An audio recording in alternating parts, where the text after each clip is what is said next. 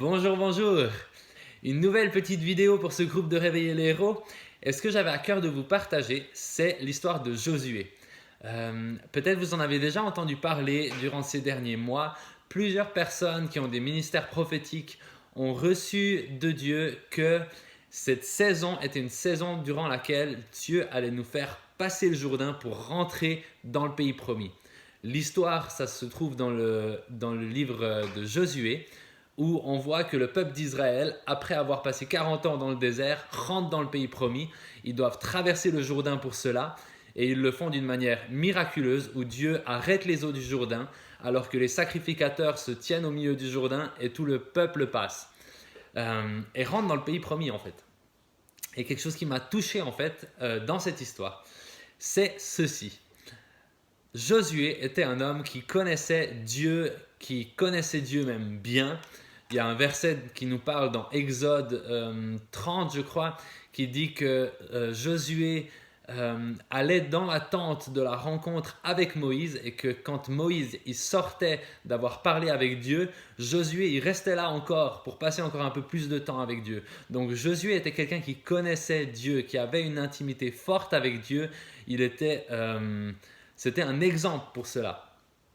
Et pourtant, quand ils sont rentrés dans le pays promis, une des premières choses qui s'est passée, c'est que Josué s'est retrouvé à rencontrer une personne qui est décrite dans la Bible comme l'ange de l'Éternel.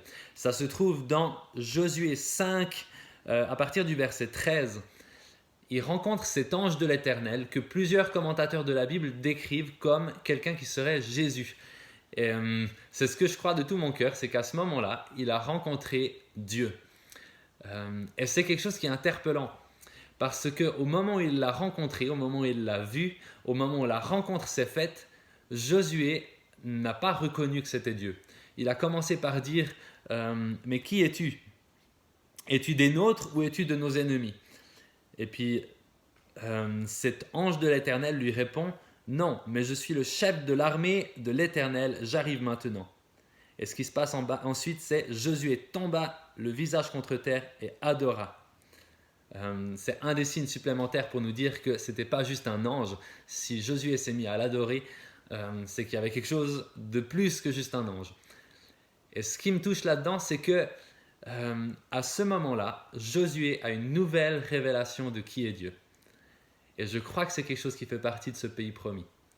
Dieu veut nous emmener dans le pays promis. Dieu veut nous emmener dans une nouvelle dimension du pays promis. Et la première des choses qu'on va vivre dans ce pays promis, c'est de rencontrer Dieu d'une manière nouvelle. Et ce que je vais vous encourager à la suite de cette vidéo, c'est de demander cela à Dieu. Dieu révèle-toi à moi d'une nouvelle manière.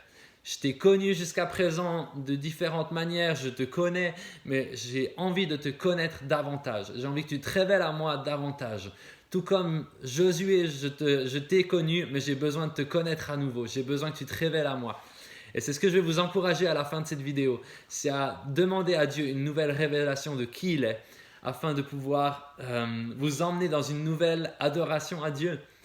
Dieu va se révéler à nous d'une nouvelle manière dans cette nouvelle saison. Et je crois que c'est quelque chose pour maintenant.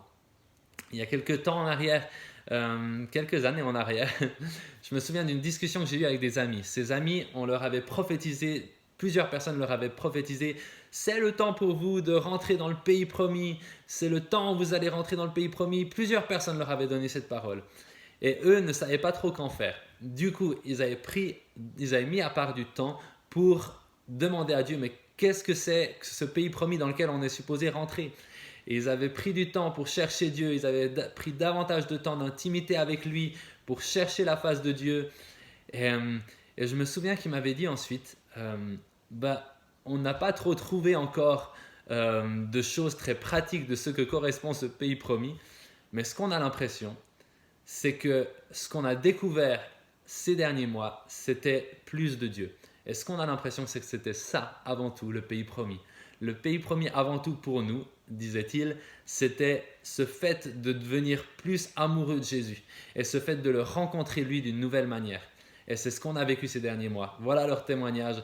Et du coup, ce que ça m'a convaincu dans mon cœur, c'est que avant tout, le pays promis, c'est Jésus lui-même. avant tout celui dans lequel la rencontre que l'on veut, avant tout le pays promis que l'on veut rencontrer, c'est lui. C'est lui, c'est lui, c'est lui. Et c'est pour ça qu'à l'entrée de ce pays promis, c'est lui que l'on rencontre, parce que c'est lui qui est prioritaire. Alors demandons-lui encore de nous révéler quelque chose de nouveau de lui, de frais de lui. On a besoin de révélation pour l'adorer. Soyez bénis.